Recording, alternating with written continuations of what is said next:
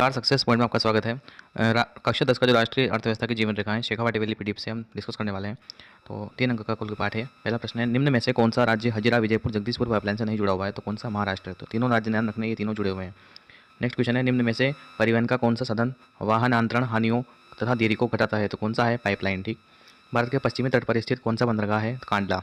निम्न में से कौन से दूरस्थ स्थित स्थान पूर्वी पश्चिमी गलियारे से जुड़े हुए हैं? तो कौन से? सिलचर असम से पोरबंदर गुजरात तक। ठीक। नेक्स्ट प्रश्न नंबर 5, इनमें से कौन सा पत्तन पूर्वी तट पर स्थित है जो अंतःस्थलीय तथा अधिकतम गहराई वाला पत्तन है? तो विशाखापट्टनम। कौन सा शब्द दो या दो से अधिक देशों के व्यापार को दर्शाता है? तो कौन सा? अंतर्राष्ट्रीय व्यापार का मतलब भी होता है दो देशों के बीच व्यापार। मुंबई समुद्री पत्तन की भीड़ को कम करने के लिए किस नए पत्तन का विकास किया गया है? तो जवाहरलाल नेहरू पत्तन का विकास किया गया है। प्रश्न नंबर 8, निम्न में से कौन सा परिवहन साधन जो है भारत में प्रमुख साधन के रूप में जाना जाता है? तो कौन सा है? रेल परिवहन। ठीक है। रेल को भारत की लाइफलाइन भी कहते हैं। भारत में वायु परिवहन का राष्ट्रीयकरण कब किया गया? 1953 में। वर्तमान समय भारत में रेलखंडों की संख्या कितनी है? तो भारत के रेलखंडों को कितने बटा 16 है ना, वैसे पहले 17 थे, अब 16 हो गए होंगे। ठीक है। नेक्स्ट है, देश का कितना प्रतिशत विदेशी व्यापार समुद्री मार्गों द्वारा होता है? तो कितना? 95% व्यापार जो है समुद्री मार्गों द्वारा होता है। देश का लगभग 50% लो एस्क निर्यात करने वाला बंदरगाह कौन सा है? तो मारमागांव पत्तन, जो कि कहाँ पे है? गोवा में। बात करते हैं रिक्त स्थानों की। पहला, परिवहन, संचार व रिक्त स्थान एक दूसरे के पूरक के व्यापार के। ठीक है। विश्व में सर्वाधिक सड़क मार्ग वाला जल वाला देश कौन सा है? तो भारत है। पहले दूसरा स्थान था, पहला हो गया। ठीक है। को रिक्त स्थान को राष्ट्र का आर्थिक बैरोमीटर कहा जाता है। किसको? अंतर्राष्ट्रीय व्यापार को। कार्ड व लिफाफा बंद चिट्ठी रिक्त स्थान श्रेणी की डाक समझी जाती है? तो पहली या प्रथम श्रेणी की डाक समझी जाती है। नेक्स्ट है, रजिस्टर्ड पैकेट किताबें अखबार व मैगजीन रिक्त स्थान श्रेणी की डाक समझी जाती है? तो द्वितीयक श्रेणी की डाक समझी जाती है। नेक्स्ट है, सीमा सड़क संगठन का गठन कब और क्यों किया गया? तो 1960 में गठन किया गया, और देश के सामरिक महत्व की सड़कों का विकास करने के लिए, अर्थात जो बॉर्डर पर सड़कें होती हैं उनका निर्माण करने के लिए संगठन का स्थापना की गई।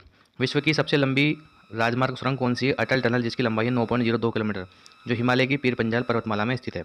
व्यापार संतुलन से आप क्या समझते हैं? यदि आयात व निर्यात मूल्य लगभग समान हो उसे व्यापार संतुलन कहते हैं। तो ये तो है व्यापार संतुलन, परंतु अगर पूछा जाए अनुकूल व्यापार संतुलन किसे कहते हैं, तो उसमें फिर आयात तो होना चाहिए कम और निर्यात होना चाहिए ज़्यादा। तो दोनों में आप अंतर समझें।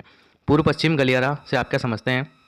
तो ये स्वर्णिम चतुर्भुज महाराजगंज परियोजना का हिस्सा है और भारत के पूर्व में स्थित सिलचर असम से लेकर के पश्चिम में स्थित पोरबंदर गुजरात को सड़क मार्ग से जोड़ा गया है, जो कि 6 लेन सड़क मार्ग है। इसको बोलते हैं पूर्व पश्चिम गलियारा।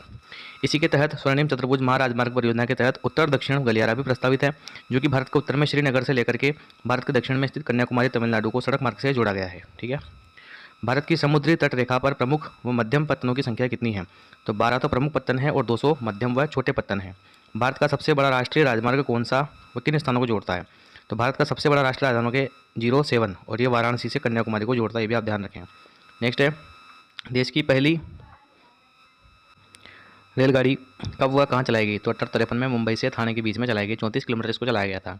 हाल ही में बड़े शहरों में और नगरों में 6 कौन से डाक मार्ग बनाए गए हैं? तो राजधानी मार्ग, मेट्रो चैनल, ग्रीन चैनल, व्यापार चैनल, भारी चैनल, दस्तावेज चैनल इत्यादि। स्वर्णिम चतुर्भुज महाराज की परियोजना से आप क्या समझते हैं? तो भारत के महानगरों दिल्ली, मुंबई, चेन्नई, कोलकाता को जोड़ने की 6 लेन सड़क राजमार्ग है ये। इसी के तहत पूर्व पश्चिम गलियारा, उत्तर दक्षिण गलियारा प्रस्तावित है। ठीक है, जिसकी हम बात कर चुके हैं। भारत के प्रमुख जलमार्ग कौन कौन से हैं? ठीक है। जलमार्ग नंबर 1 कहाँ से कहाँ तक है? हल्दिया तथा इलाहाबाद के मध्य है। गंगा जलमार्ग है, 1620 किलोमीटर लंबा है। जलमार्ग नंबर 2 है सादिया व धुबरी के मध्य है, ब्रह्मपुत्र नदी पर है और 800 किलोमीटर लंबा, 91 किलोमीटर लंबा जलमार्ग है। नेक्स्ट है, भारत के पश्चिमी तट पर स्थित बंदरगाह। तो पहला है कांडला, जो गुजरात में है, इसे दीनदयाल पत्तन के नाम से जानते हैं, जो कि गुजरात के कच्छ जिले में स्थित है और राजस्थान से सबसे नज़दीक बंदरगाह कांडला ही है। दूसरा है मुंबई बृहत्तम, यह एक प्राकृतिक पत्तन का उदाहरण है। इसका दबाव कम करने के लिए जवाहरलाल नेहरू पत्तन का विकास किया गया है, हमें ध्यान रखना है। नेक्स्ट है मारमागांव पत्तन, जो कि गोवा में स्थित है। लोह अयस्क का सर्वाधिक निर्यात यहाँ से होता है। ठीक है। कुद्रेमुख जो खाने हैं ना, कुद्रेमुख, ठीक है, तो वहाँ से जो लोहा निकलता है उसका सबसे अधिक निर्यात किया जाता है यहाँ से। न्यू मैंगलोर कर्नाटक में, हाँ सॉरी, यहाँ पे किया जाता है वो न्यू मैंगलोर कर्नाटक में। तो कुद्रेमुख खानों से निकलने वाले लोहा अयस्क का निर्यात ये न्यू मैंगलोर कर्नाटक जो पत्तन है ये करता है। नेक्स्ट है कोची, लेगुनी झील के मुहाने पर स्थित प्राकृतिक पत्तन भी है कोची। भारत के पूर्वी तट पर स्थित बंदरगाह कौन कौन से हैं? तो एक तो है चेन्नई, देश का प्राचीनतम पत्तन है। व्यापार की मात्रा व सामान लादने में इसका दूसरा स्थान है। पहला किसका है? मुंबई का। विशाखापट्टनम स्थल से घिरा है, गहरा व सुरक्षित पत्तन है। नेक्स्ट है तूतीकोरिन पत्तन, तमिलनाडु में स्थित है। मालदीव श्रीलंका से व्यापार में सहायता करता है। पारादीप पत्तन उड़ीसा में है और लोहा अयस्क का निर्यात करता है। कोलकाता पत्तन गंगा ब्रह्मपुत्र बेसिन पर अंतःस्थलीय नदीय पत्तन है। नेक्स्ट है हल्दिया पत्तन, जो है वो कोलकाता पत्तन का दबाव कम करने के लिए इसकी स्थापना की गई थी।